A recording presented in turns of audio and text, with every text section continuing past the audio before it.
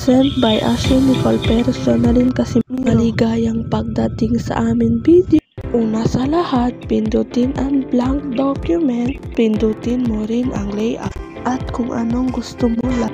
At kung napindot mo na kung anong gusto mong laki ng bond paper, saka mo na i-set up ito. Na-set up mo na, pindutin ang kanang button sa mouse at saka mo pa idikit ang larawan nito.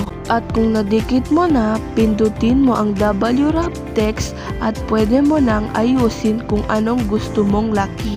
Kung inayusan mo na ito ng tamang laki, pwede mo nang, at kung tapos na, pindutin mo ang file para pwede na itong i-print.